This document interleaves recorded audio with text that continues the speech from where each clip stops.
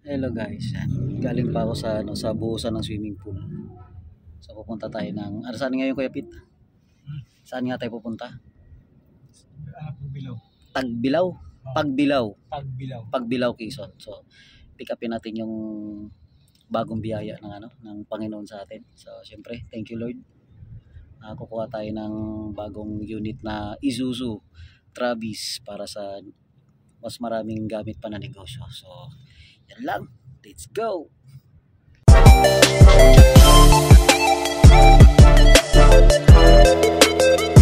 Alright guys, magandang buhay sa inyo lahat. Dito muna kami sa harap na Isuzu. Itong taong to, grabe. Akala ko siya yung baliw sa akin, pero parang ako ang binaliw nitong tao na to eh. Kaya ayun, tingnan mo. Ayun. Galing kami sa project. So parang wala lang, parang walang mangyayari, pero legit guys, dito kami sa labas ng Isuzu. Ayun o. Tingnan natin kung talaga nga bang mailalabas natin ito. Pero naniniwala ako mailalabas kasi nga agresibo tong tao na to eh. So ibig sabihin, very positive siya na mailabas tong sasakyan. Let's go. Ayan siya oh. Titingin siya ng mga truck. Tingnan natin kung ano mapipili niya. Tingnan natin. Grabe laki. Tingnan natin. Ayan, pwede. Ito pwede, di ba? Ayan oh. Makita natin. Grabe, solid. May napili ka na? Pwede ba to? O yun na lang. Kahit alin dyan. Alam mo, kaya-kaya mo yan. Hindi, kakayanin. Ayan o. Talo kang popogi niya. No? Eh, pogi siya. Siya Talo mo. siya pogi. Siya pagka-drive niyan. Hindi naman ako. Ayan o, si Kuya Pit ang poging-pogi siya. No? Ay, sino ka pa dyan ha? Anong feeling pag nilabas kaya natin yan? Hindi ko alam. Ngayon pa lang natin malalaman. Basta ako makikisakay lang ako. Ayun o, susubukan na o. Ayan, iba. Yun ang number 1. Let's go. Ang sarap. Ay, grabe. Sakto ba? Grabe, the best. Grabe. Ano? So, sobrang salamat siyempre. Unang-una sa Panginoon, siyempre. Yun. Itong mga bagay na to, hindi naman natin pinili to. Binigay ng kusa ng Panginoon to. So, Yan the best. Amen. Solid na. Apakapugi ng driver ko rin. Ay, siyempre. Kuya Pit lang ang malakas niya, no? Anis. Grabe pare, kasi sinabi ko lang dati na gusto ko ng kariton eh. Oo. Tapos ngayon, sarap ng Binigay, no? Grabe yung kariton, nakakabaliw eh. Nakakabaliw eh. Tapos antayin mo par. Oh. Nanlibre sa akin yung boss ko. Bukas yun? Bukas ba? Bukas. Lupit no? Akala ko ikaw nababaliw sa akin. Ako ang binabaliw mo eh. Hindi, grabe kasi alam mo. Kasi sabi ng boss ko sige Kuya Warden, bigyan kita ng ano. Alam mo, grabe magpala ang Panginoon. Ayaw. So, kailangan mo lang paniwalaan, trust the process at patuloy ka maniwala na kayang ibigay ng Panginoon yung mga pangangailangan mo. Yun. Paniwalaan mo lang na kaya mong gawin. Solid. Yun talaga yun eh. Solid. Amen. Magkaroon ka ng ganito, magkano to? Diba? Magkano to? Siyempre, hulugan to. Oh. Pero ang importante, may pambayad ka na. Yun, Kaya yun. mo nang i-accommodate yung mga responsibilidad na dati iniisip mo lang na parang Kasi hindi mo tayo, kaya. jeep lang, no? Jeep lang tayo. Mga burao. Commute pa. Naiiwanan pa ng Naiiwanan pa ng... Mga burao sa Jollibee ako dati, alam mo yan. Talagang yung ito napapansin ko lang, di ba galing kami dalawa sa Jollibee. So parang iba yung impact ng Jollibee.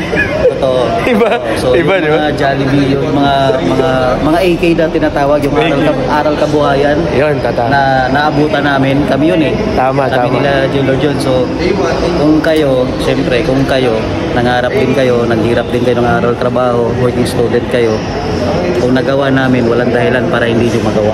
Yes, iba. Dati kasi ibang klase yung pangbabaliw namin. Ngayon, realidad na. Alam mo, Power kami dati. Nag-networking din kami, siyempre nag-power din kami. Ang kagandahan lang sa ginawa namin dalawa, nai-apply namin yung mga training namin doon into reality na ginagawa namin sa ngayon. May sariling kumpanya to. James Korean in Blind Spot partner. Oo. May-ari din ng kumpanya to ngayon. So, siyempre, sino bang di matutuwa kaibigan mo, makikita ang ganito, gwapo pa. May pinanguhugutan kasi talaga. Oo. Kaya siya magiging posible. Malalim yung diin namin, malalim yung sakripisyo namin. So dapat lang naman na na malalim din yung mararating din namin. Iba klase to. Let's go, nakaka-excite. Anong pinanguhugutan mo? Bakit ka nagdesisyon sa sarili mo na magnegosyo? Patibay kasi sa akin, syempre unang-una nakilala ko Panginoon. Tama, Kaya tama. pasalamat ako dun sa asawa ko, Yes. syempre. Doon nagsimula lahat. Workout, araw-araw, ilang buwan na lumipas, ilang taon. Pero alam mo yun, after, nang nakakabaliw lang kasi, lahat ng napagdaanan kong hirap, as in lahat, hindi ko kasi kinalimutan yun eh. Pag nakita ko yung mga ganito, pag may mga biyaya na binibigay sa akin ng Panginoon na ganito, hindi ko kinakalimutan yung mga bagay na dati naglalakad lang ako, di ba? Dati nangangamuhan lang din ako. Pero ngayon mukha namang akong amo, hindi lang halata. Pero isipin mo, napaka word of wisdom na sinabi mo, par. Kasi tingnan mo, sa labas, hindi naman sa inaano natin sila, naka-forma, naka-uniforme, pero tingnan mo yung itsura nito. Hindi,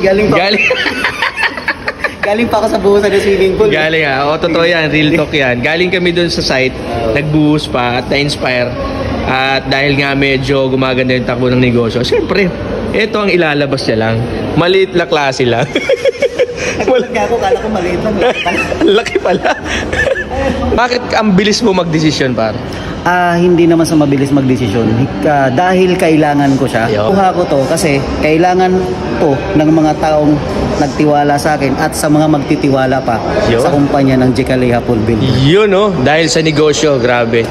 So eto pa mga kapatid, grabe. Ngayon, ilalabas ay itong Travis. Tama ba, Travis? Travis, pero bukas, abangan nyo kung anong ilalabas ng taon to. Maybe bukas o another day. Diba? I think it's tomorrow or Friday. Siguro, tingnan natin yung ano. Abangan nyo, makikita yan sa vlog ni Warden. Grabe. Talagang Iba. kung dati hindi ka nagtataas ng kamay, ngayon gawin mo na. Kung isa lang tinataas mo, dalawain mo. Yun. Ganun lang kasimple. Grabe, magtiwala ka lang. Grabe, iba ang ibibigay niya. Trust the process lang po. Yun, trust the process, napakadiin nun. Iba, let's go. Ang bilis mo magdesisyon ha. Hindi ka na ba nagdadalawang isip ka? Hindi na, kailangan natin. Alright, ayan si Madam. Meron siyang car rental. Saan po car rental siya, ma'am? Exodus Car Rental, Candelaria, Quezon po. Ayan.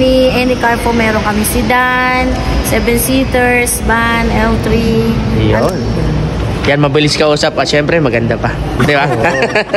Ayan, no? At si Sir, nandito rin. Ayan. Mabilis magdesisyon niya pa, no?